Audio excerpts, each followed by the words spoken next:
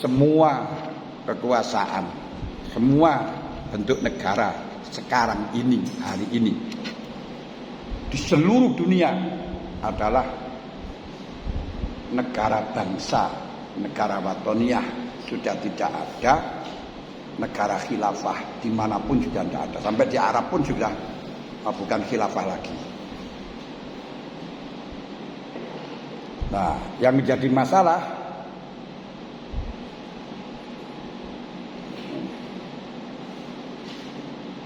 al-yauma la khilafata wala daulata islamiyatan fil alami kulliha. Fil alami. Kulluha daulatun qawmiyatun wa watoniyatun.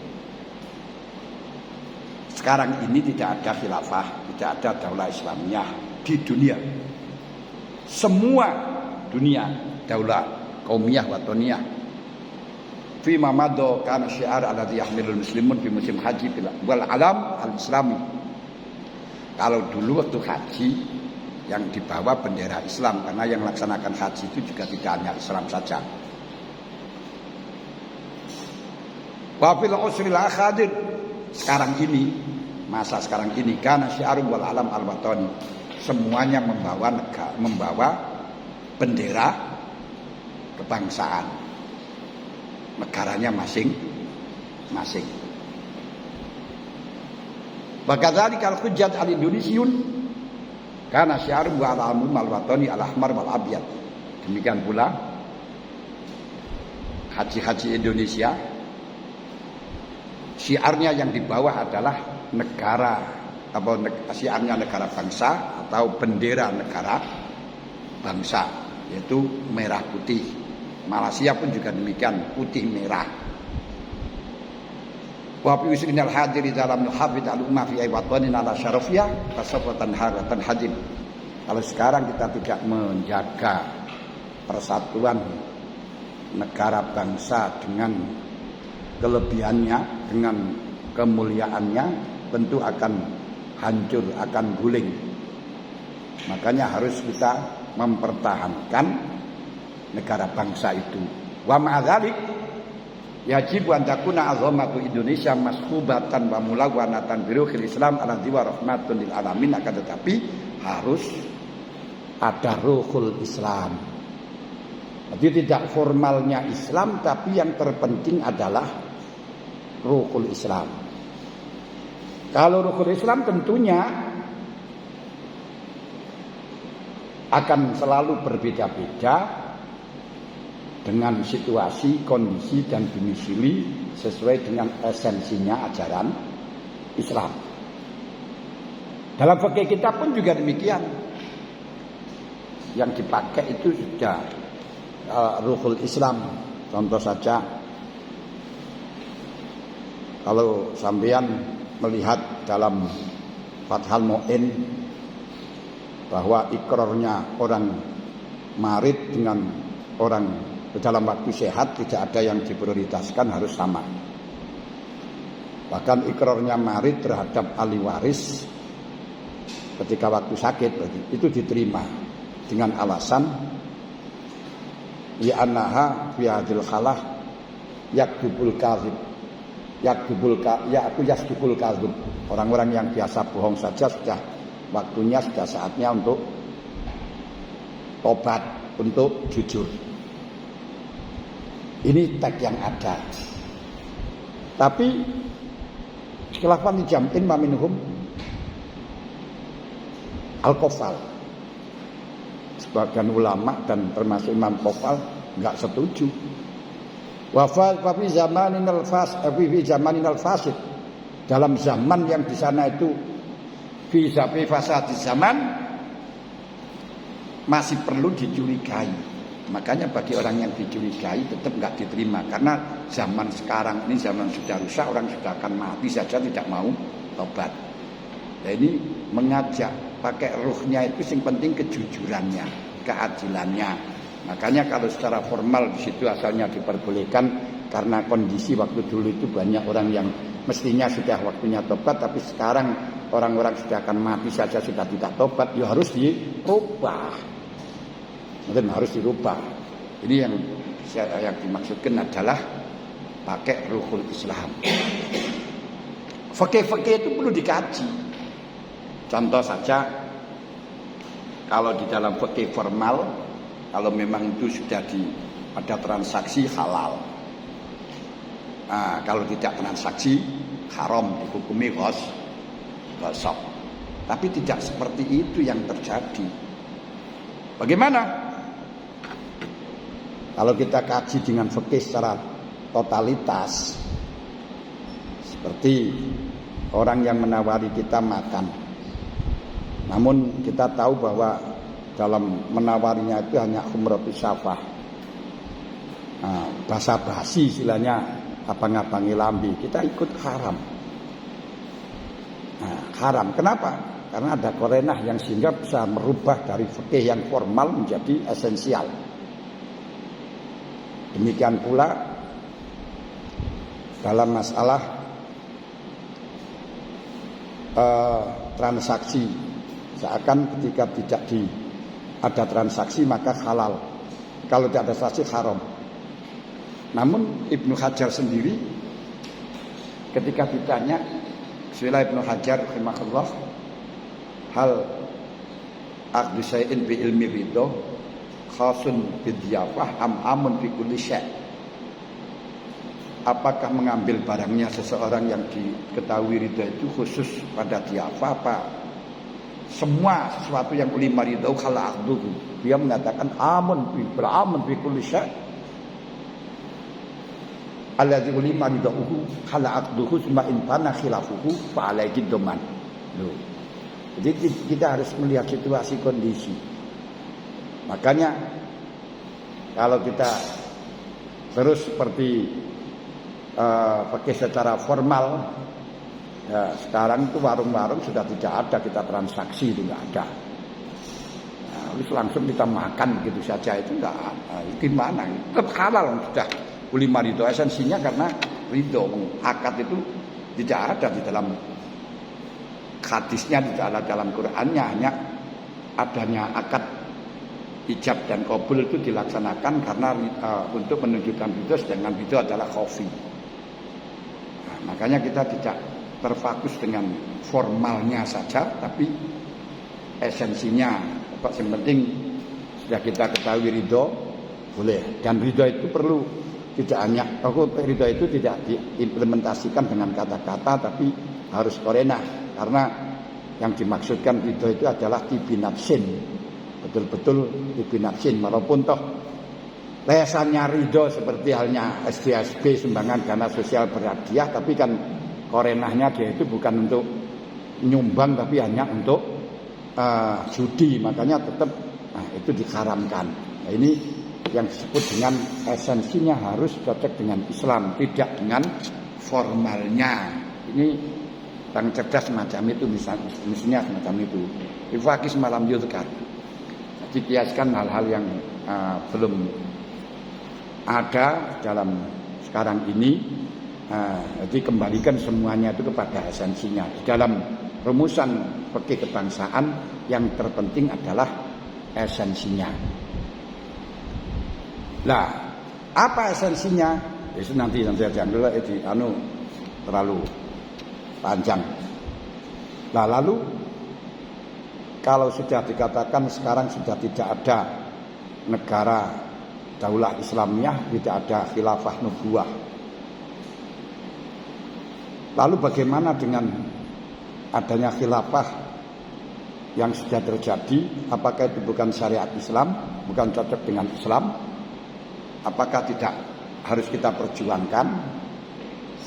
Wa fi syarh sunnah lil Imam Al-Baghawi madnan wa syarhan akhbarana Abdul Wahid bin Ahmad Al-Maliki, akhbarana Abu Muhammad Abdurrahman bin Abi Syuraih, akhbarana Abu Qasim Abdullah bin Muhammad bin Abdul Aziz Al-Baghawi, akhbarana Ali bin Ja'din, akhbarana Hamad bin Abi Salamah bin Dinar an Sa'id bin Jamhan an Safinah maula Rasulillah sallallahu alaihi wasallam qala sami'tu nabiyya yaqul al khilafatu salasuna sana. Rasulullah mengatakan khilafah itu hanya 30 tahun. Ada khilafah tapi hanya 30 tahun. Sematakun mulkan adudan, kemudian setelahnya itu kerajaan yang porak-poranda. Semagal amsaka, Kemudian Safina mengatakan Rasulullah diam setelahnya itu, gak menyebutkan. Hal ini tercermin khilafatu Abi Bakar sanatan khilafah Umar syarah wa Utsman sanatan asyar ala wa Ali sitat. Kali ini 30 itu sudah jangkep dengan khilafah Rasyidin. Sidina Abu Bakar menjabat 2 tahun, khilafah Umar 10 tahun, Utsman 12 tahun, Ali 6 tahun. Qala Ali qultu li Hamad Safina al-Qail Sa'id wa qalu al-khilafah salasuna sanah. Qala Ahmad bin Zanjawi yuridu an al-khilafah haqqal khilafah, yang digendaki dengan 30 tahun itu adalah khilafah yang betul-betul khilafah. Innama hiya lil ladzina sadaqu hadzal isma bi a'malihim wa tamassaku bi sunnati rasul, yaitu untuk orang-orang yang betul-betul sesuai dengan nama khilafah nubuwah, diamalkan dan berpegang teguh dengan sunnatir rasul. Toh semacam itu banyak korban. Fa idza khalafu as-sunnah wa badalu asirah fahum khina idzin muluk.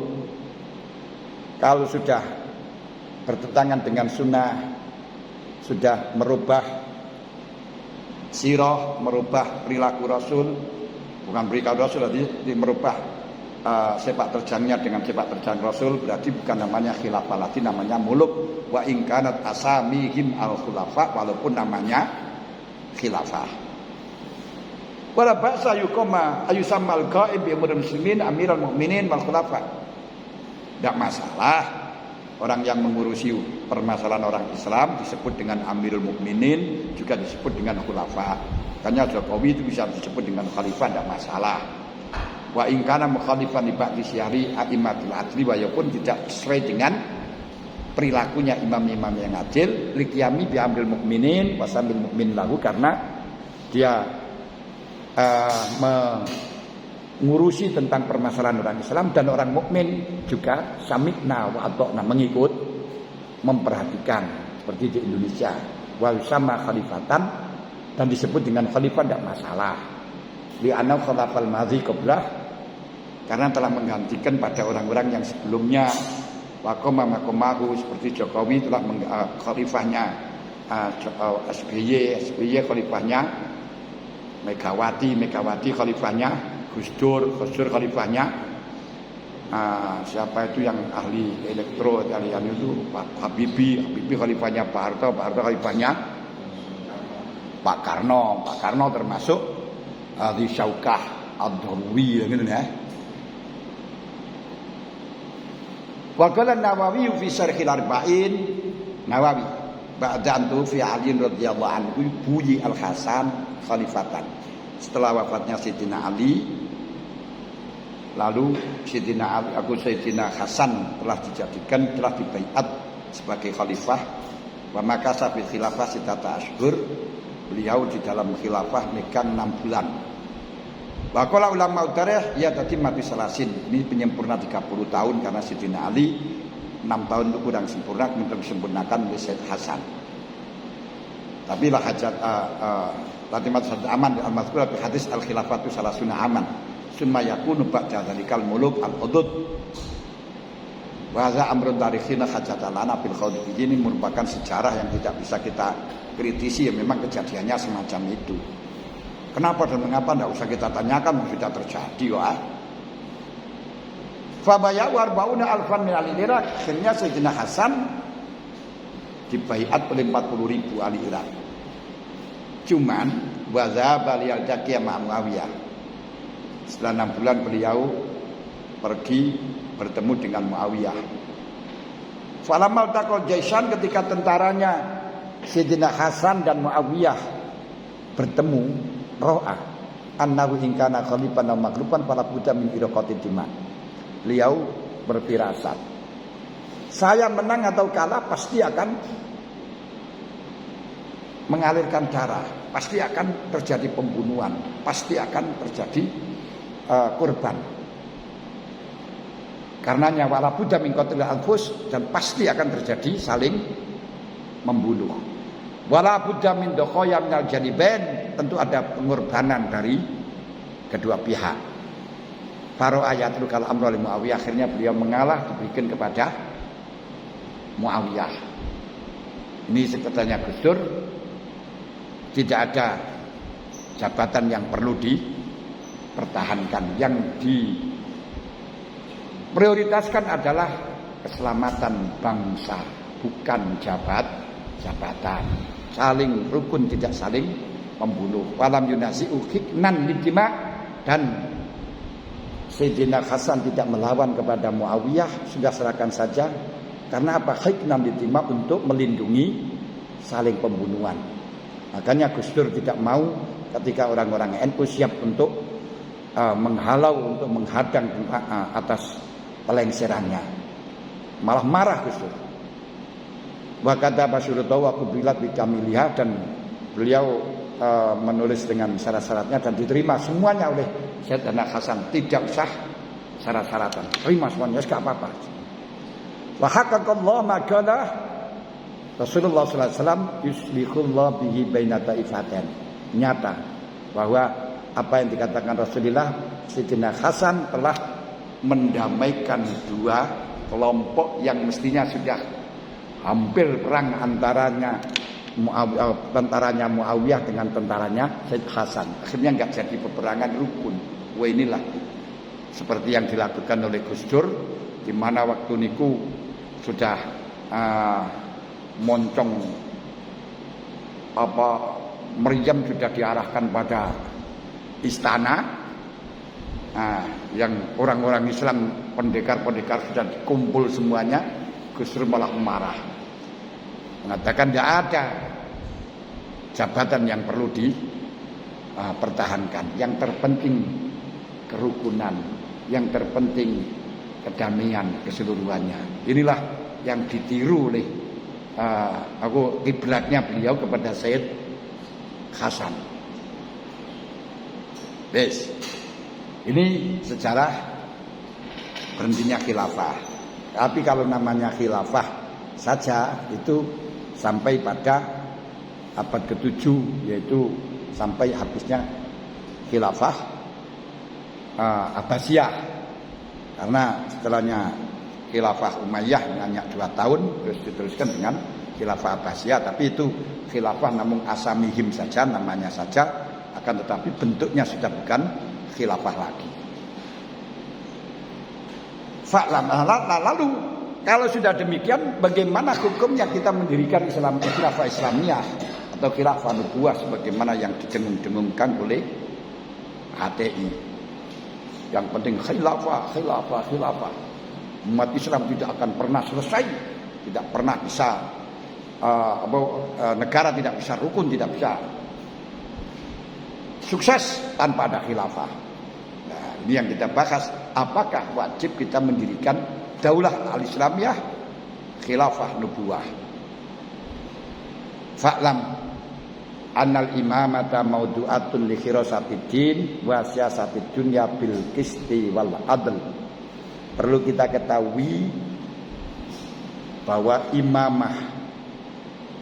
imamah itu didirikan untuk menjaga agama, menjaga dunia dengan adil.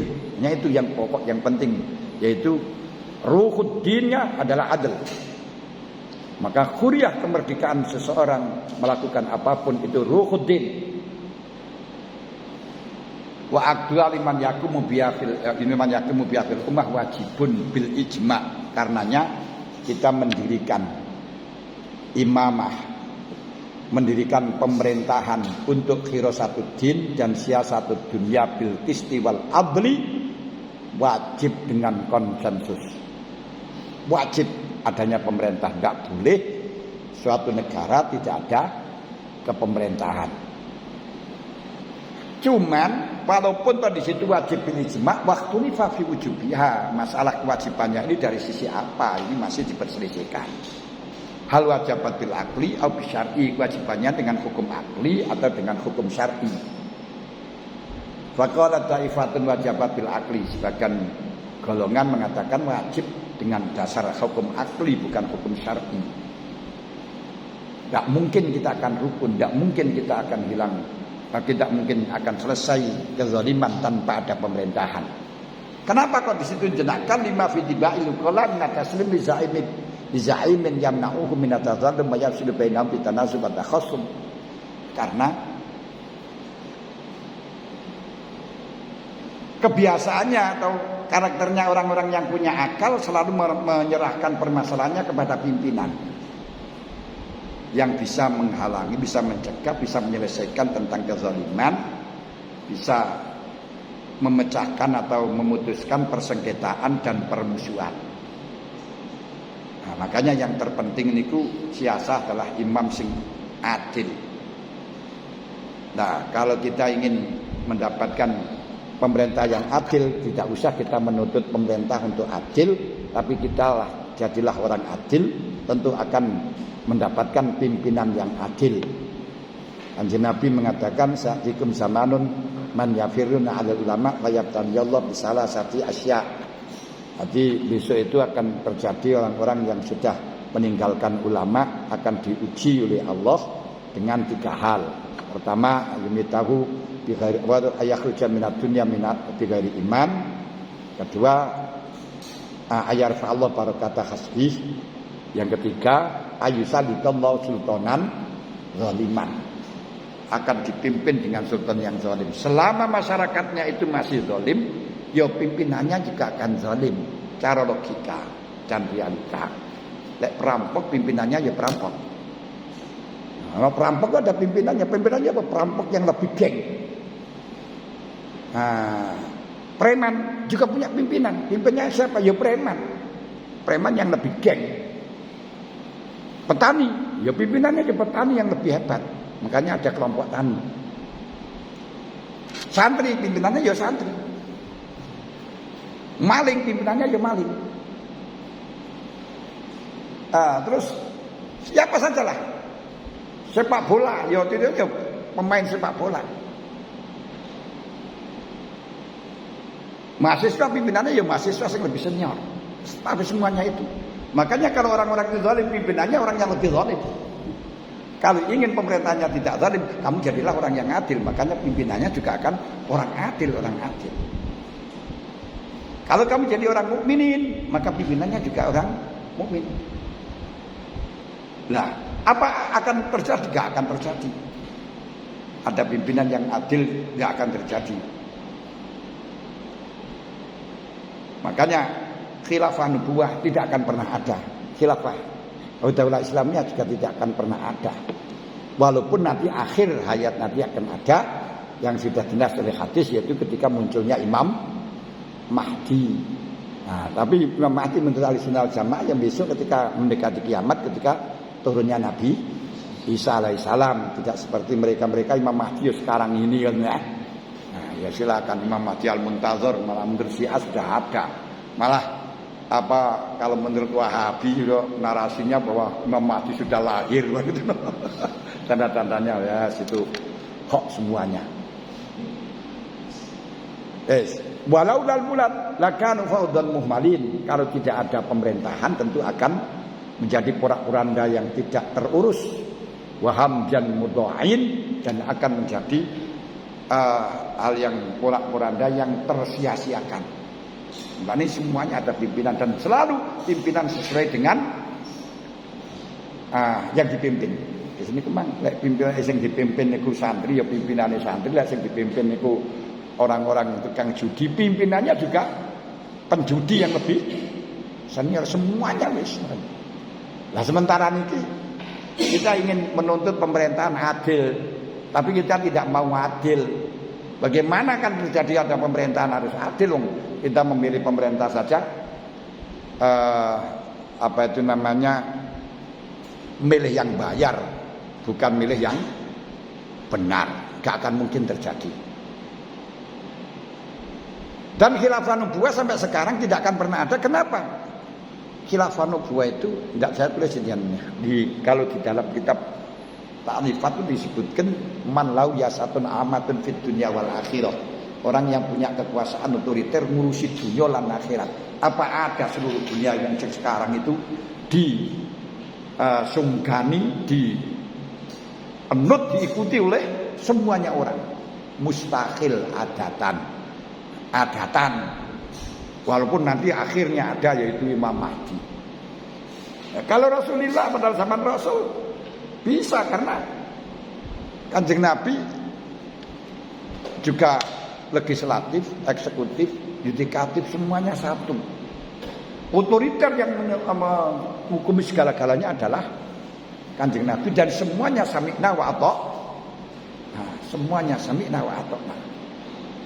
Kalau sekarang apa ada yang semacam itu? Setelahnya itu ya khilafah itu yang masih orang-orang juga sami'na wa ata'na, tapi setelahnya itu sudah nggak bisa.